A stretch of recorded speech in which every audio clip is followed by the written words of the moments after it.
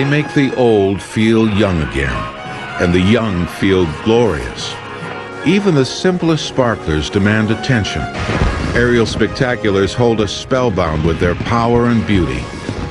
To the Japanese, they are hanabe, flowers of fire. There's something magical. It goes back to our basic roots as human beings and the mystery of fire. To see the sky explode from darkness into this bright light and feel these concussions. It gets somewhere right in the center of our brain and says, now this is something special. An ancient epigram says that he who has smelled the smoke can never again escape it. And for many enthusiasts, their fascination begins in childhood.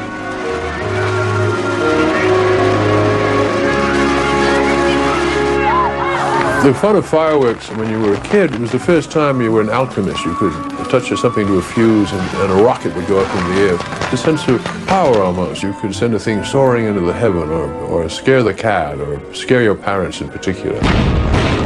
Whatever their age, fireworks craftsmen delight in thrilling crowds. They are constantly striving to create bigger shows, more dazzling effects, and appreciative audiences. Early each spring, 2 weeks of festivities precede the most famous horse race in America, the Kentucky Derby. 500,000 fans flock to Louisville, Kentucky to indulge their love of horses and to experience one of the largest fireworks shows in the world, Thunder over Louisville. 24 hours before showtime, hardy early arrivals stake out the best vantage points on the banks of the Ohio River. 30 floors above the ground, in Command Central, show producer Wayne Hettinger oversees the final countdown to Thunder. We're always tasked with kicking off a bigger event for the Kentucky Derby Festival. That's my job, to make sure that it's got a bigger and better look to it. There's no doubt in my mind we're going to lay it on the line good this year. Thunder over Louisville is the creation of the famed Zambelli family of Newcastle, Pennsylvania. For the past century, 3 generations of Zambellis have brightened skies and lifted spirits at events around the world. Presidential inaugurations, royal salutes, the American bicentennial. These and scores of other memorable occasions have felt the Zambelli's special touch. For the National Victory Celebration after Operation Desert Storm, they welcome the troops home with a specially designed yellow ribbon pattern in the skies over Washington. These and other patterns are produced by laying chemical pellets in a shell along a cardboard cutout of the desired shape. Filler material surrounds the chemical pellets, also known as stars. Once airborne, a fuse ignites the stars and they burst out to form the pattern. George Zambelli Sr. has directed the company since 1957 and now proudly goes by the nickname of Mr. Fireworks. For the Thunder extravaganza, he oversees scores of highly skilled pyrotechnicians. My father would often say, it takes longer to be a good pyrotechnician than to be an MD, so we all know how long that takes. It just takes time because it's not in a book. You've got to learn the process, you've got to learn the mixtures, the formulas, you've got to try them out, you've got to experiment with them. It's a long process. George Zambelli Jr. is an MD, an ophthalmologist who remains heavily involved in the family business. There are 24 pyrotechnicians working on the bridge today. They're not only putting in the final mortars, but they're also checking all the connections, putting in the field modules, which will connect to the main module and then to the laptop computer. This year's show contains an astonishing 40,000 shells, weighing over 50 tons. Every single shell is handmade, and each one must be carefully mounted in its own mortar. They are designed with a specific pattern and use chemicals that burn with the prescribed color. Well, we really wouldn't want to lean over one of the tubes in case static electricity would fire one of the rockets. But standing here, if one of the rockets fired, we'd be relatively safe. Back in the command center, the production team keeps careful watch over the mainframe computer designed to run the show. It bounces instructions off a satellite and down to the electrical controls tied to each batch of charges. We will be sending signals out to the fireworks on the barges as well as on the bridge. We're all tied in to the central time clock coming off the satellites. They can run independently, but the backup system is all coming through here to keep them all interlinked. Throughout the afternoon and evening, the crowd gathers and anticipation grows.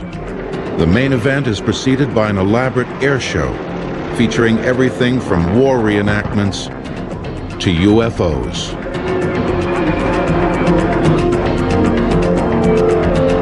As the clock ticks down, director Tim Creed is the one man with his finger on the abort button. Any sign of malfunction or safety breach can put the show on hold and disappoint an eager audience that includes millions of television viewers. Nobody wants a delay. The time when everybody gets a chance to calm down is when the fireworks go. When the fireworks start, it's all on computer, and we really get to sit back and enjoy it. It's a lot of fun. At 9:30, it's a different situation than 9:25. Precisely at 9:30 p.m., the sky over Louisville ignites.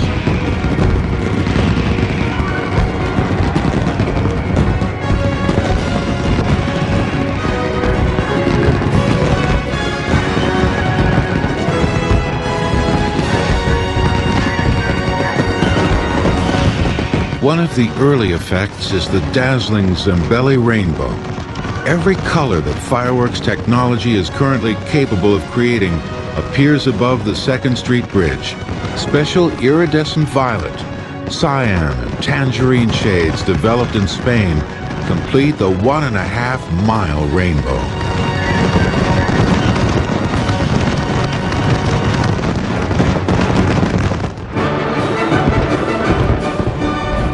Sticks of aluminum powder running the length of the bridge provide a cascading waterfall, longer than any natural one on Earth.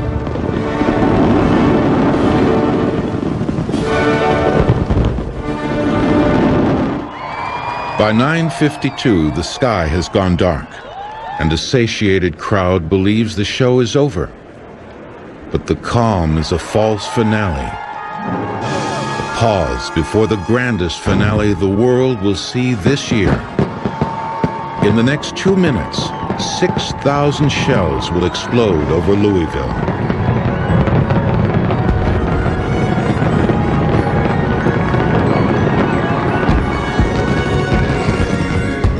The show that thrilled Louisville was state-of-the-art, but the technology behind it had come directly from the ancient invention of gunpowder.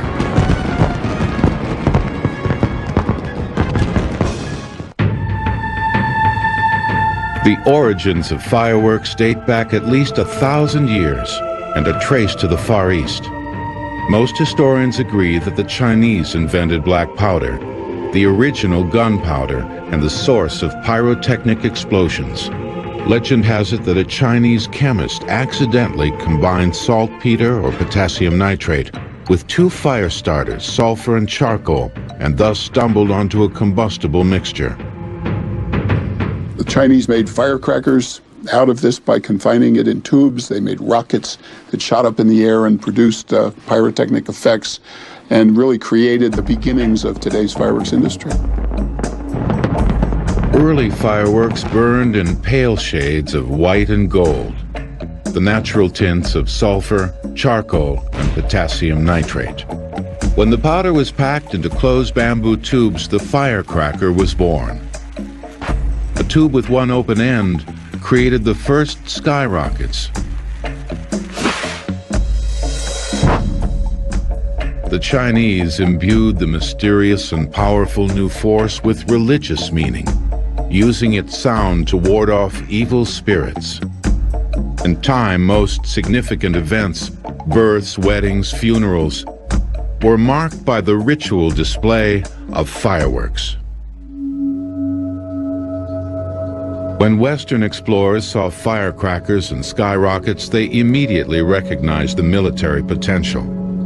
They brought gunpowder back to Europe, where the English monk Roger Bacon cracked the mystery of its composition. Bacon feared the invention and recorded his formula in a secret code. But the Pandora's box was open, and by the 1400s, gunpowder factories had sprouted up from England to Italy. European nations quickly learned that the new technology could shift the balance of power. The real important person in 15th, 16th century military technology was the powder maker, because someone who could produce and knew all the secrets to make a good black powder, a good gunpowder, determined how far your cannons could fire. And of course, in naval warfare, as soon as your ship gets within firing range of the enemy ship, you open fire. And if you have an excellent black powder, it would give you an enhanced firing range and military superiority. Gunpowder and fireworks continued to spread. Marco Polo imported the formula to Italy, making his homeland the fireworks capital of the world for centuries to come. The Italians crafted fireworks fountains, an effect created when iron filings were added to the mix and sprayed out in a stream of fire.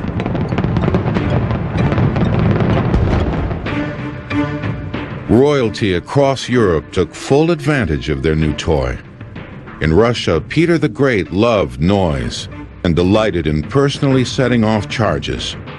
When his son Alexis was born in 1690, Peter assaulted the ears of Moscow residents with a deafening 5-hour salute.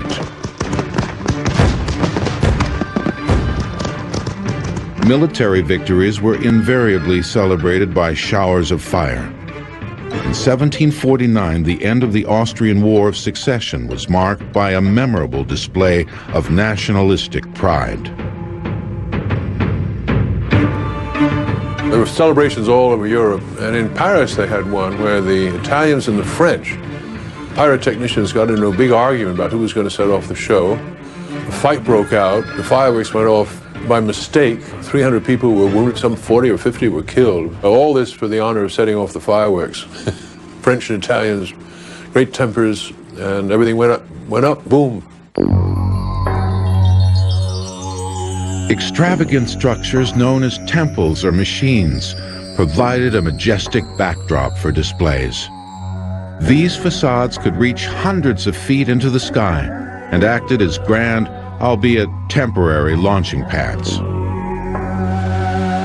A fireworks show would often involve building an elaborate set, a frame, and then they would put fountains, they would put wheels that would rise into the air. They would fill this framework with a number of different types of fireworks devices. It was frequently the case that the set would catch fire and the grand finale would be the burning of the entire frame as the end of the evening show.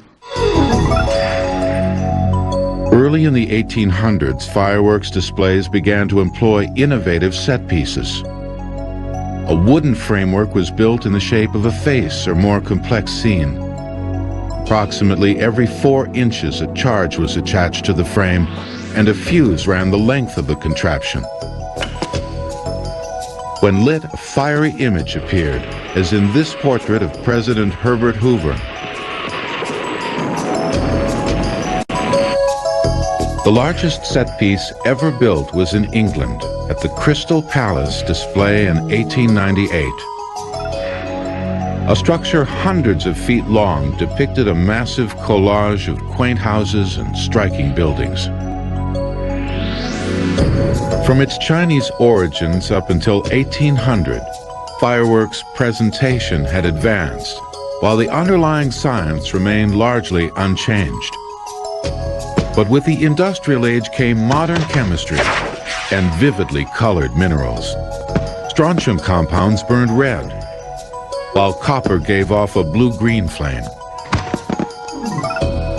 Americans flocked to the exciting new colors, producing a boom in consumer fireworks.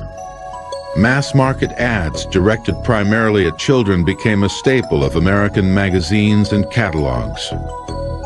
Colorful, cartoon-like images enticed the young to join in on the fun.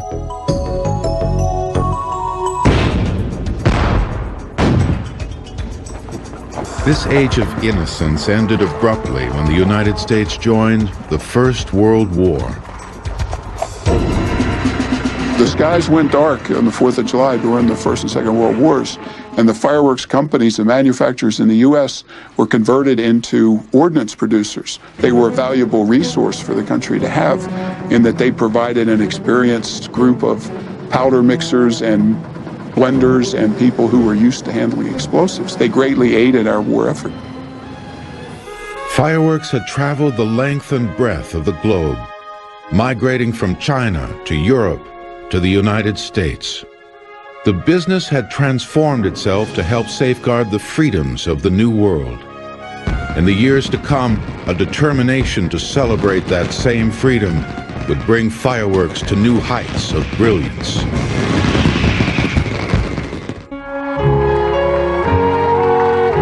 In the United States, the custom of marking Independence Day with fireworks began in 1777, 6 years before the Revolutionary War ended. John Adams had asked his compatriots to solemnize their freedom with bonfires and illuminations from one end of this continent to the other, and they responded eagerly. By the late 19th century, fireworks had become affordable for the common man, and private citizens from New York to California staged jarring celebrations. A backyard fireworks show in this country, say at 1900, would have been filled with large explosive devices. There were no regulations. You could go out and buy large quarter sticks of dynamite to make a loud bang, let everybody in the town know that you were celebrating the 4th of July. From a young boy's point of view, the 4th of July was fireworks paradise. The availability of fireworks was widespread. He could walk into the local dime store, buy whatever his meager pocketbook would afford, and have the time of his life. By early in the 20th century, the 4th of July had become a major national event, more important than before or since. While most children delighted in their power to make noise, each year a few unlucky revelers were maimed or killed in explosions. Blank cartridge pistols were popular, despite their tendency to shatter and embed pieces of metal in young hands. What often happened was that a child would have an accident like this, which by today's standards we would consider relatively mild in most cases, but back during those days, the ensuing tetanus infection took a lot of lives.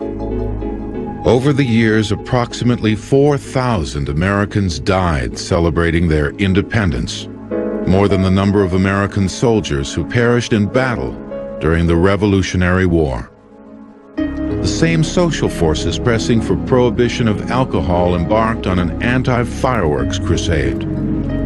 Calls rose for a safer and saner 4th. Between 1910 and 1914, several states passed laws restricting the sales and distribution of certain types of fireworks. While new laws regulated the most dangerous consumer explosives, fireworks continued to be marketed to children well into the 1940s. Elaborate catalogs enticed them with low-tech action figures who often ended their brief existence in a glorious burst of self-destruction. There was SOS fire engine, and it would let off a terrible siren and then blow up, which is very unlikely for a fire engine to do. There was even an SOS outhouse. You'd see the smoke coming out of the half moon, and a shriek, and then bang, it would blow up. It was a marvelous series of things you could find in those catalogs. As consumer fireworks became more limited, towns and cities developed the custom of grand communal celebrations. One of the great rituals of small-town America was young and old gathering in the town square for the annual Independence Day Bash. It was an occasion, and you learned for the first time that there was pleasure in a community gathering because you were all there to see something. Except it was better than the theater, it was better than the opera, it was better than a concert because it was surprising. You never knew what was going to happen quite, what we were going to see in the sky. For young children, the fireworks man was a figure of great mystery and respect. He held the power to unite and thrill the entire town. And, like life itself, the pace of fireworks shows was slower in those days. A fireworks show 50 years ago would typically last an hour. Each shell would be fired up in the air, it would burst, the crowd would ooh and ah. 10 seconds later, another shell would go up. In 1925, 1930, that was big entertainment. Many of those Depression-era shows were created by relatively recent immigrant families.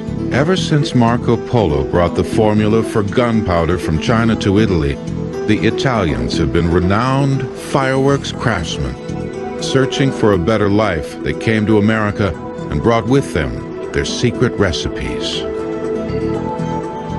For centuries, the most closely guarded secrets in the fireworks industry were the formulas, the recipes to make the perfect gold color, the perfect green color, the perfect gold spark effect. Books with recipes and formulas were handed down from grandfather to son, were guarded very, very closely. You would reveal the family finances before you'd reveal the family formulas. In 1870, pyrotechnician Angelo Lanzetta moved his family from Italy to Long Island, New York. By the 1920s, his great-nephew, Felix Grucci, was head of the family. During the Depression, Felix and his brother made a brief foray to Miami in search of business. My dad and my uncle thought that the grass would be greener during the Depression time down in Miami. Their first client happened to be a call from Al Capone.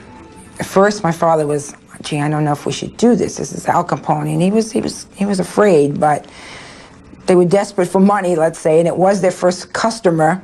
So he and my uncle decided to do the program. Local authorities denied Capone a permit for his show, forcing its cancellation and letting the Gruccis off the hook. The very next day, they awoke to screaming headlines announcing the St. Valentine's Day Massacre in Chicago. Capone, it seemed, had planned the fireworks party in Miami to provide himself with an alibi. The two of them looked at each other and said, oh my gosh, this is not something we want to be involved in.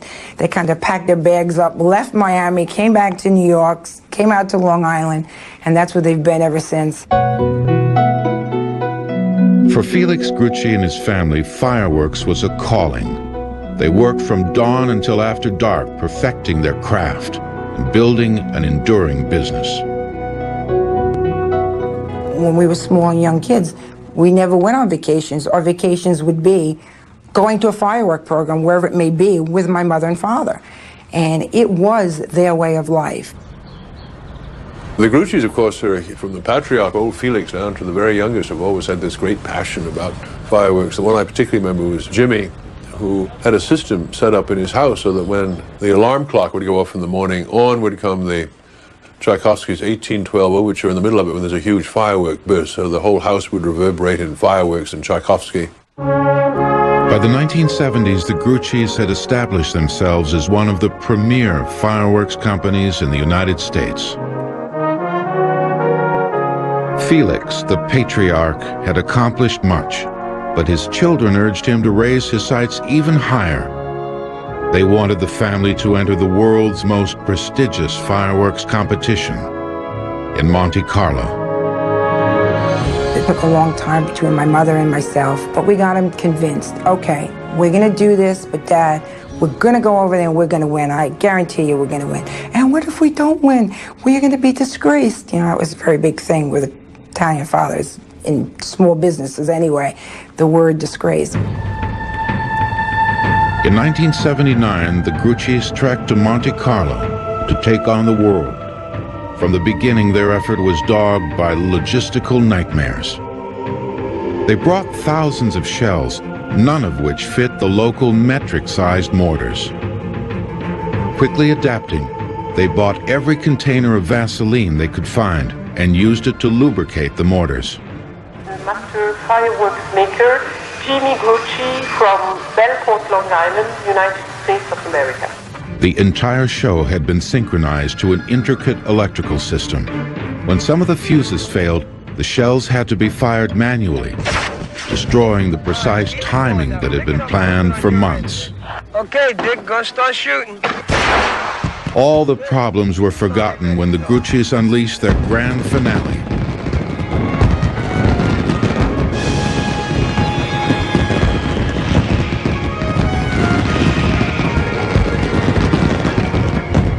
Minutes of thunderous noise shook Monte Carlo.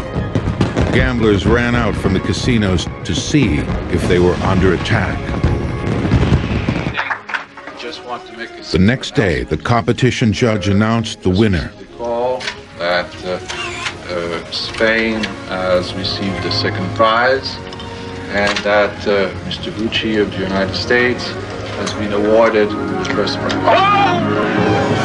I had never seen my dad cry. He actually started to cry. It still makes me very emotional to see. I mean, he was in his 70s when this had happened, and it was such a proud moment for him, and I saw my brother embrace him, and it was just great. We will never forget that as long as we live, none of us. It was a very exciting, proud moment for us. The victory at Monte Carlo pushed both the Gruccis and American fireworks to the forefront. A century after coming to America, the Gruccis had surpassed their old friends back in Italy.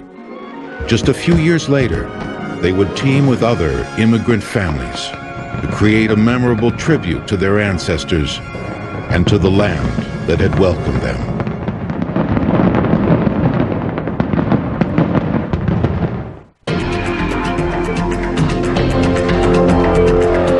In the years following their triumph at the Monte Carlo Festival, the Grucci family continued to fine-tune their technique. Each working day at their factory on Long Island ended with a lively test of the latest shells. Our neighbors used to enjoy the fireworks. They used to come out every night. They knew when it was 5 o'clock because the 5 o'clock would be the blast. They used to watch it. It was like a fireworks show to them. One of the Grucci's most memorable accomplishments was the centennial commemoration of the Brooklyn Bridge in 1983. A century earlier, the bridge had opened to a glorious fireworks display captured by vivid paintings. The Gruccis were determined to surpass the original.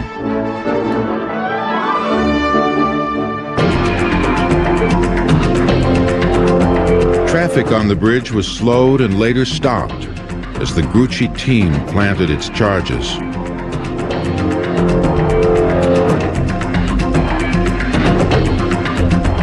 Then, just 3 hours before showtime, a fireboat cruised underneath the bridge and fired its water hoses into the air.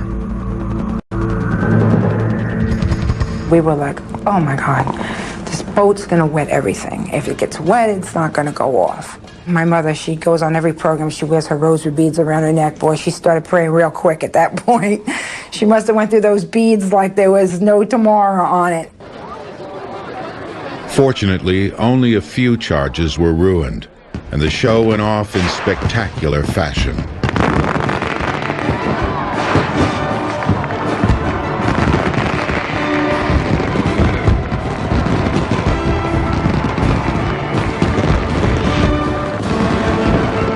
New Yorkers roared their approval. For many, the highlight was a Grucci invention. The bridge and river below meeting in a cascade of fire they dubbed Niagara Falls.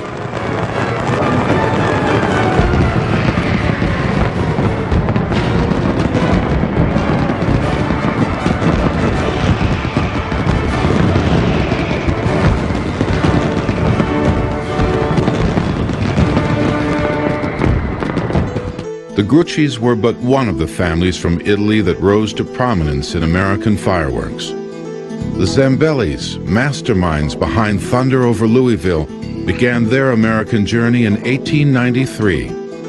Antonio Zambelli settled in Newcastle, Pennsylvania because its climate was similar to the region near Naples from which he hailed. When Antonio passed through Ellis Island en route to his new home, he carried his most precious possession, a little black book with the family fireworks recipes. They're still written in Italian, and we have them in a safe that's locked up, and really I'm going to have to teach one of my children how to get to them. And whenever I need any help, I have an Italian friend that reads them for me, and we translate them, and we're using those same formulas today. From the early years all the way into the 1960s, much of the Zambellis' business came from Italian saints' days. People would march behind the band down to the fireworks site. And that's how they got the people down to the site, because it wasn't always right next to where the festival was being held. It was, down a few blocks, and the band would, play the Italian march all the way down to the field, and then the fireworks would go off. Each generation of pyrotechnicians has passed down its knowledge to its children and grandchildren. Until very recently, there were no formal studies of the chemistry involved in fireworks. You learn by doing, starting as early as possible. When I was 12, I actually got to get out and fire the shows for the first time and torch off a big 12-inch shell. So I got to get involved at a very young age, where now today, with all the licensing procedures, particularly here in California, you're not even allowed to be on site until you're 18 years old. Jim Souza of Pyro Spectaculars runs yet another immigrant family dynasty, the Souzas of California. Of Portuguese heritage, the Souzas have been displaying their unique brand of showmanship for nearly a century. In recent decades, they have pioneered safer forms of fireworks. In 1969, my father and one of his co-workers were seriously injured in a display that they were firing off in San Francisco. And it occurred because of a 6-inch shell detonated in the mortar and got my father. He lost the use of his hands. And from that moment, after that accident, the whole family said we were going to do whatever we could to pioneer the firing of fireworks electronically. Since the beginning of fireworks, blasts had been triggered by manually igniting each shell. Electronic firing held the promise of putting distance and a measure of safety between technician and explosion. And by permitting central control of the shells, electronic ignition also opened up an entirely new creative vista. For the first time, hundreds and thousands of blasts could be planned and synchronized to the second.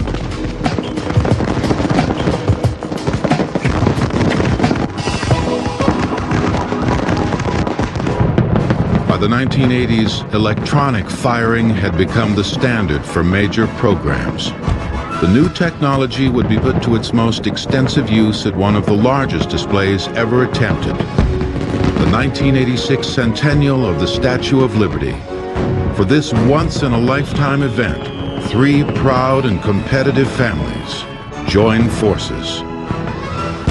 It was too much for one fireworks company to do. So the 3 big fireworks companies in this country, the Zambellis, the Souzas, and the Gruccis, came together to work on one project. People said this will never work, this can't be done. But they came together, they cooperated, they joined forces and put on one of the most spectacular fireworks shows this country has ever seen, and probably will see for a number of years to come.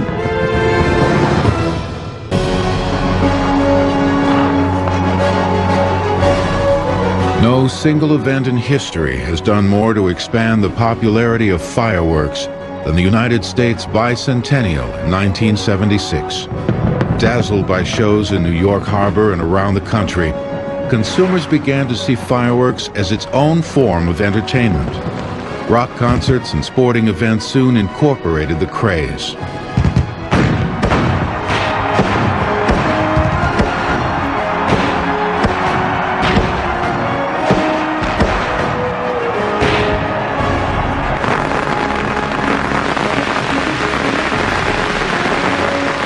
amateur pyrotechnicians staged a resurgence. Pyrotechnics Guild International, or PGI, was formed by serious hobbyists as a forum to share their eccentric passion.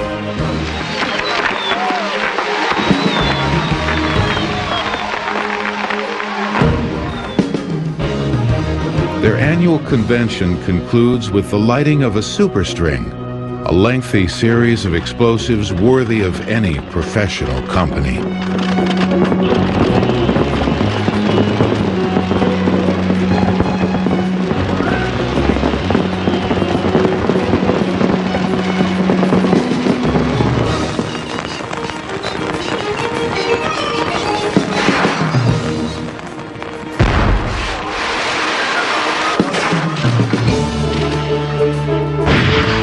They're great fun. They're hugely enthusiastic people. I went to one where there was a moment of silence when one of their members had died, and his ashes were sent up in this absolutely spectacular chrysanthemum shell. And somebody said, "This is in memory of Bill Thomasville." We all watched this lovely show. May have made it himself, for all I know, and this great burst. We all remembered him and remember the shells he made, and so very beautiful stuff. The increased worldwide demand has triggered a jump in fireworks quality. Colors are more vivid now than 20 years ago. Electronic firing has brought precision to performances, and modern science is finally catching up with an ancient art. Fireworks chemistry is a very complex area of chemistry. You're dealing with very, very fast chemical reactions, explosions. You're dealing with the disappearance of your reaction products. There's nothing left to analyze when the burst is over. So fireworks technology for centuries was much more an art than it was a science. Chemistry has allowed pyrotechnicians to understand how their materials work. Computers have given them unprecedented creative freedom. A show designer can now chart out a program burst by burst, changing the sequence with the touch of a button. In recent years, so-called specialty fireworks have expanded their repertoire. At Universal Studios Hollywood, this pyrotechnic show heralds the opening of the T2 3D attraction. Theatrical fireworks experts produce a wall of fire that nearly touches performers, yet remains safe. Close proximity fireworks contain powders that fire at a lower than normal temperature and consist of extremely small pellets that ensure a quick and safe burn. And in a break with tradition, their contents are mixed by machine. This is a look to the future. In most firework applications, the manufacturing is done by hand. We've developed this state-of-the-art technology, this piece of machinery that allows us to build very special and very precise mini-gerbs. By the use of the computer and electronic scales, we can control the exact measurement of the powders so that we can control the burn time, the altitude for our mini-gerbs to be fired very safely on stage. When the Souzas were called on to provide entertainment for the California Angels baseball team, they faced an unusual challenge. The charges had to be placed inside a water-filled rock formation. They devised submarine fireworks that can remain dry for hours beneath flowing water, ready to burst forth when the home team hits a home run.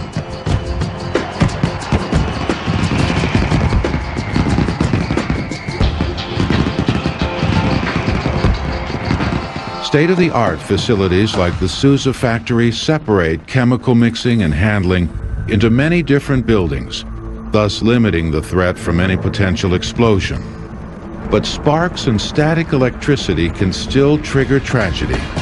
And as recently as 1985, 21 workers died in an Oklahoma explosion.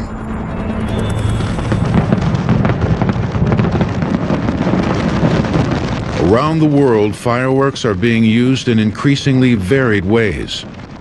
Virtually every country has a day of national celebration when they let loose and fill the sky with fire.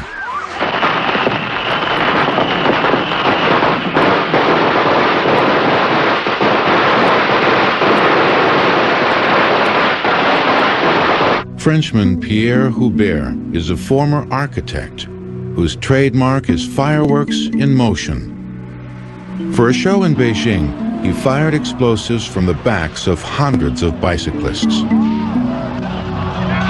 Bicycle everywhere. Everybody has this bicycle. It's millions in Shanghai. It's millions of bicycles. So it came to my mind immediately. I have to do something with the bicycle.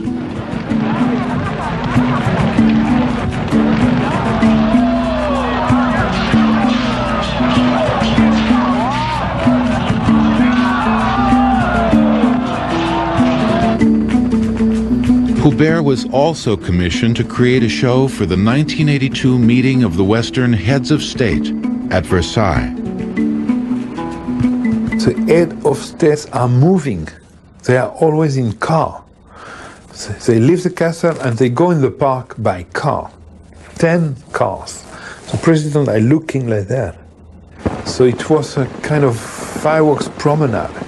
Always fireworks in motion. But in this case, it was the public was in motion.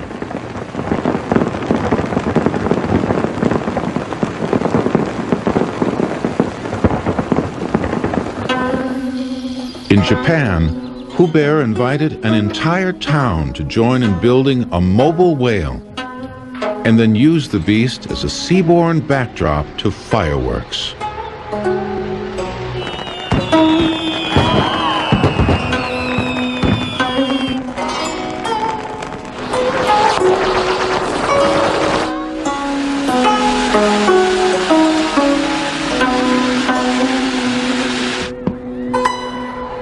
Japan has a tremendous tradition of fireworks, and they shoot them off on every possible occasion. Spring planting, fireworks everywhere. And so even when you land at an airport in Japan, you will see usually fireworks somewhere in the distance, something being celebrated. Those who rarely have the opportunity to experience fireworks welcome them all the more. In 1982, the Souzas produced the first major show in Hong Kong in years. I'm sitting in the control room, not knowing really what to expect. The pressure was building. And then finally we launched the first 12-inch shell. It goes up with a rising tail. And at that very moment, we saw millions of people with their cameras and flashes going off and creating this effect I've never seen before in the Hong Kong harbor. And at that moment, we knew we were successful.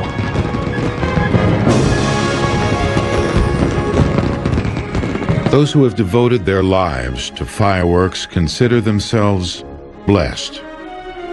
Theirs is a craft that inspires wonder and brings joy to all who behold it. They love fireworks. They love to please people. They're entrepreneurs in the sense that they're involved in this lovely science of beautification. If we were beautifying the skies, filling the skies with beauty and color. It's a grand, grand science, pyrotechnics.